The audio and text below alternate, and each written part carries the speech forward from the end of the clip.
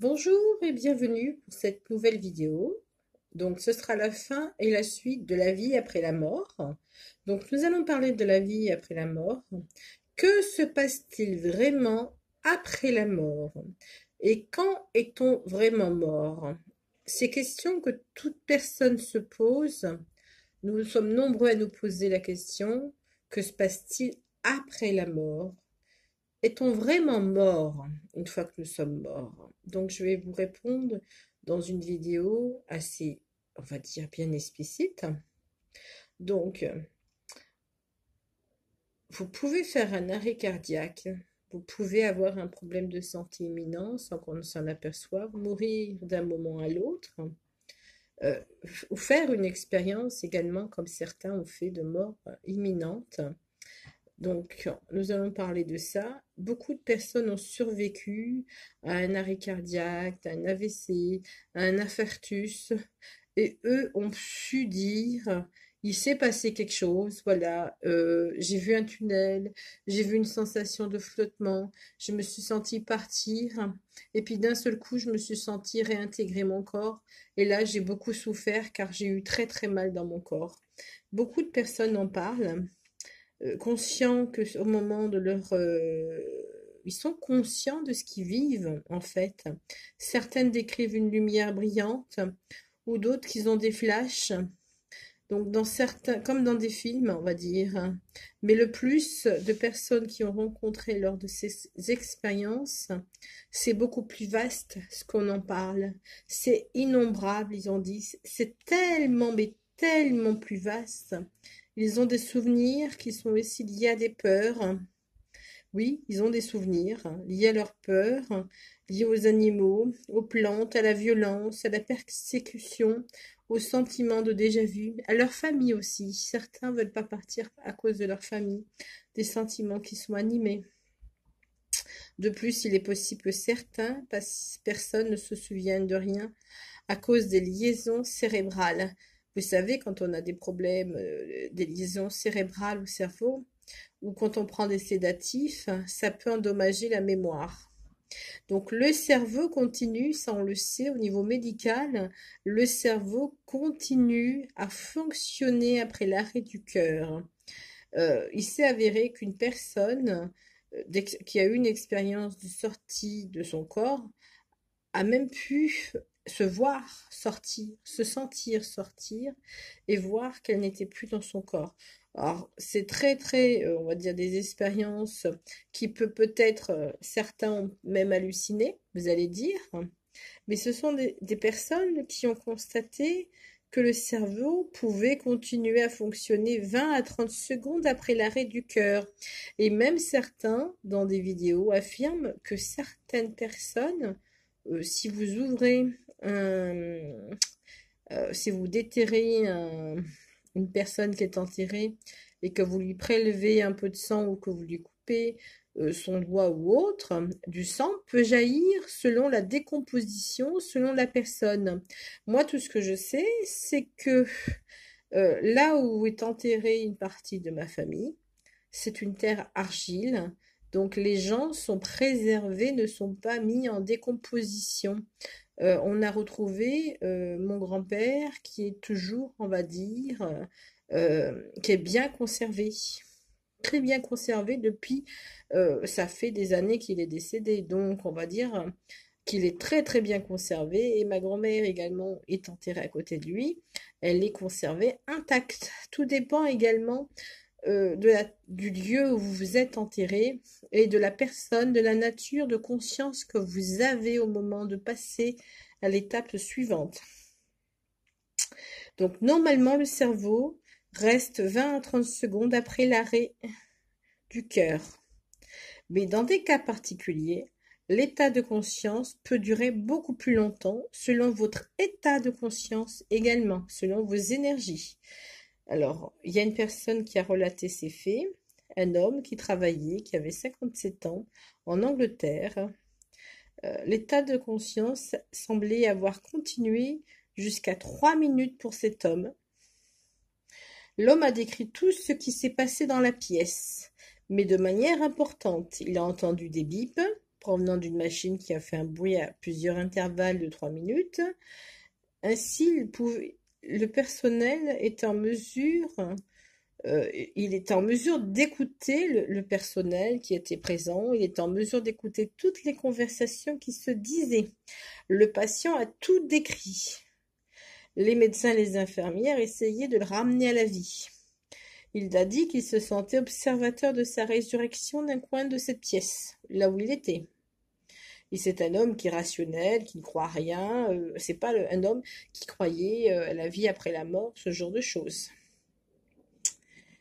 Un retour est parfois possible à la vie. Tout dépend de votre chemin. Si c'est votre heure de partir, vous partirez malgré la médecine. Si ce n'est pas votre heure, vous ne partirez pas. Donc une étude a prouvé que les expériences de mort imminente et de sortie du corps étaient réelles. 40% des personnes survivantes ont décrit une forme de conscience à un moment donné, où ils étaient déclarés cliniquement morts. Ceci devait prouver et nous inciter à voir différemment le moment de notre mort, du passage de la mort. Et le passage de la mort, comme je vous ai déjà dit plusieurs fois, c'est une renaissance. Il n'y a pas de mort quand on meurt. On est juste, on n'a plus de corps. On est dans les... L'âme sort, s'en va, l'esprit s'en va. Nous sommes légers, normalement, nous n'avons plus de corps. Alors, suivant ce que nous avons vécu, dans notre vie, si nous avons été dans des énergies hautes, des belles énergies, si nous avons médité, si nous avons prié, si nous avons fait le nécessaire, si on a pris soin de nos corps, pas que le physique, mais les autres, nous montons facilement vers Dieu, vers la source, ou vers ce qu'il y a après, vers le soleil, la lumière, la source. Mais si on n'a rien fait de tout ça, si on est resté un humain, on va dire, basique, on peut aussi monter, attention. Il est possible que nous soyons guidés pour monter, que des personnes de notre famille viennent nous chercher. Il est possible que des personnes de notre famille prient à ce moment-là pour nous faire monter. Mais si vous pleurez au moment où vous perdez un proche, la personne qui est décédée ne va pas réussir à monter, à pouvoir gagner des étapes, à pouvoir se sentir en harmonie avec elle-même. Elle va être rattachée à vous, et elle aura envie de rester pour vous soutenir moralement. Et ça, il est nécessaire d'éviter. Ça, je sais que c'est pas forcément facile de perdre un proche, parce qu'un proche, on y tient, on l'aime. Mais il faut éviter de pleurer, de la retenir, de lui demander, bon, ben maintenant tu es morte ou tu es mort. Je comprends, je suis triste, mais en même temps, il faut que je te libère. Donc à ce moment-là, il faut également penser, je te libère dans la joie et non dans la peur ou la peine. Mais je sais que c'est très difficile parce que dès qu'on perd également aussi un animal, on est très très mal parce qu'on s'est attaché, c'est notre ami, c'est notre famille. Donc, il faut également voir notre degré d'évolution à travers ça. Donc, si vous voyez la mort comme un passage avec un retour possible à la vie, parce que souvent il y a des gens qui font un arrêt et puis ils reviennent.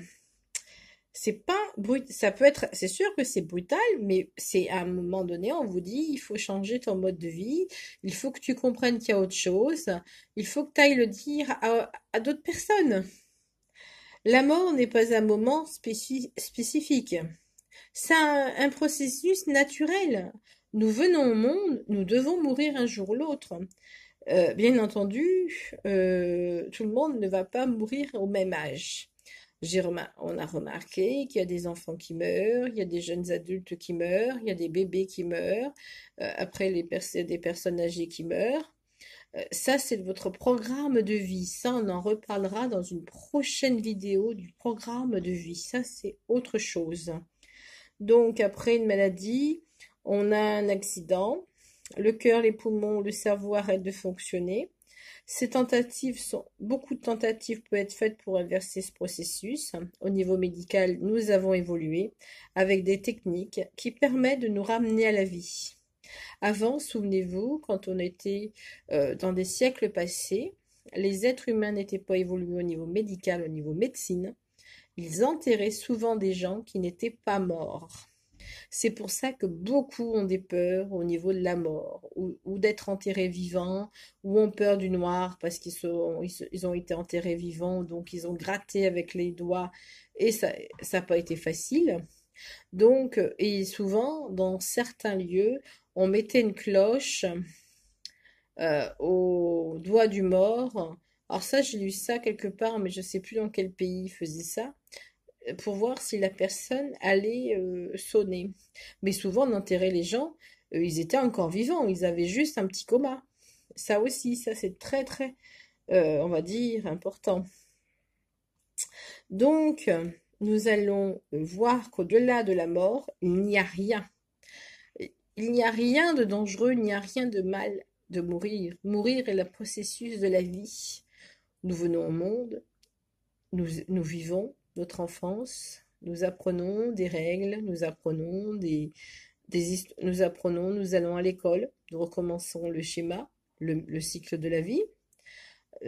Soit nous mourrons jeunes, soit nous mourrons vieux, soit nous avons pris notre programme, selon la programmation que nous avons pris. À ce moment-là, si nous mourons vieux, nous avons fait tant d'expériences qu'au bout d'un moment, aujourd'hui, la médecine garde les personnes âgées encore beaucoup, garde de plus en plus les gens très jeunes en vie. Je veux dire qu'ils sont vieux, ils arrivent à 97 ans et ils sont là, un peu par moment, ou presque 100 ans, un petit peu, mon mari me manque, ma famille, bon, c'est bien gentil, j'en ai marre sur cette terre, j'ai besoin d'aller voir mon mari qui est parti, ou de faire ci, ou de faire ça. Ça, c'est normal, hein. C'est l'évolution de la vie. Donc là, au niveau émotionnel, il n'est pas facile de laisser tout ce qu'on a derrière nous pour cette aventure, cette expérience de la mort. Car la mort, souvenons-nous, nous ne mourrons jamais. Jamais nous ne mourrons, car nous vivrons toujours. Nous vivons sans le corps, tout simplement. Nous n'avons pas besoin. Nous traversons vie après vie cette terre ou d'autres terres. Nous revenons à la vie. Nous changeons juste de véhicule. Nous changeons juste de pays. Car nous parlerons aussi dans une prochaine vidéo de la réincarnation. Qu'est-ce que la réincarnation? Pourquoi s'en servir et comment? D'ailleurs, je vous conseille de lire le livre d'Edgar Cayce, qui était un excellent médium. Et je vous conseille également de suivre pas à pas les vidéos si vous avez des questions. Si vous voulez que je vous réponde à une question particulièrement ou à plusieurs questions, mettez-les en sujet, ça serait bien. Comme ça, je pourrais développer un peu plus ce sujet avec vous. En même temps, n'oubliez pas de cliquer sur le petit pouce si vous avez aimé. N'oubliez pas de partager avec vos amis sur Facebook, sur les réseaux sociaux également, pour que nous soyons nombreux et que nous puissions faire aussi un live à un moment donné. C'est avec plaisir que je vous informe de cet état de vie, de mort, car il y a beaucoup de choses à apprendre. N'oubliez pas également de venir la semaine prochaine pour le programme de vie. Qu'est-ce que le programme de vie? Ça, je vous en dirai plus la semaine prochaine. Dans cette vidéo, nous terminons le sujet de la mort en disant, en expliquant brièvement ou simplement, plutôt simplement, que la mort n'est qu'une étape vers un autre lieu, vers une autre destination. Nous avons un corps qui est fatigué, où nous sommes jeunes, nous avons un programme de vie. Hélas, nous avons choisi quelque chose de court. Donc nous partons, nous changeons pas, nous partons, notre âme quitte ce corps, cette vie qui a peut-être pas été facile, cette vie où les gens sont peut-être tellement en souffrance que nous sommes nous-mêmes également, peut-être aussi en souffrance. Donc nous quittons cette vie, parce qu'il nous est arrivé un accident, mais en ayant un accident ou un meurtre ou quoi que ce soit, nous sommes bloqués pour aller là-haut. Et oui, il faut pas oublier, les accidentés, les gens qui meurent par choc, tout ça, ne peuvent pas monter comme quelqu'un qui meurt d'une mort normale, soit par la maladie. Et nous parlerons de ceux qui meurent avec des maladies. Nous en parlerons longuement, car c'est un sujet très intéressant au sujet de la réincarnation. Nous parlerons également dans la prochaine vidéo des maladies karmiques.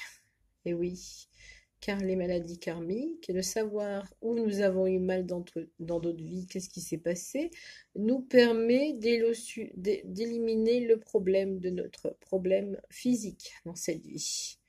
Et nous permet de mieux comprendre qui nous sommes réellement.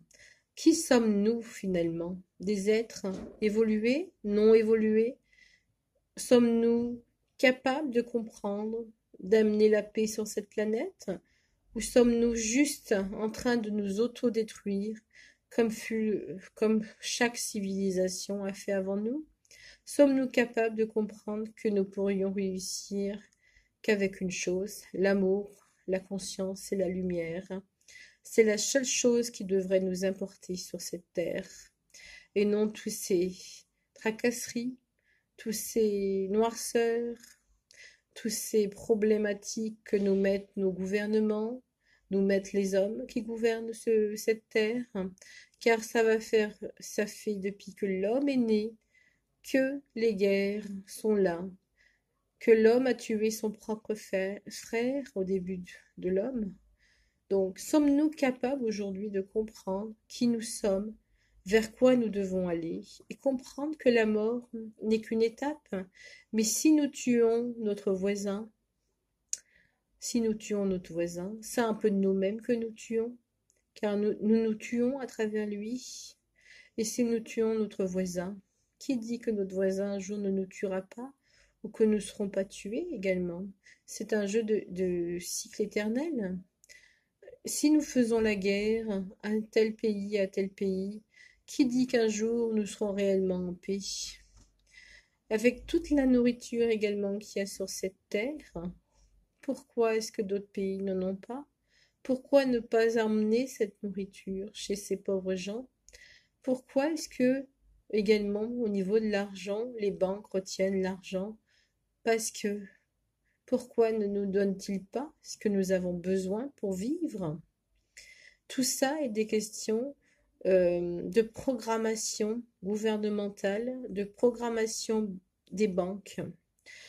Si vous êtes un roi ou un président, pourquoi ne faites-vous pas vous-même vos propres billets? C'est clair que normalement, si vous regardez bien, un roi ou un gouvernement, la personne qui gouverne, ce n'est pas à la banque d'émettre des billets, c'est à la personne qui est à la tête de l'État ou du pays.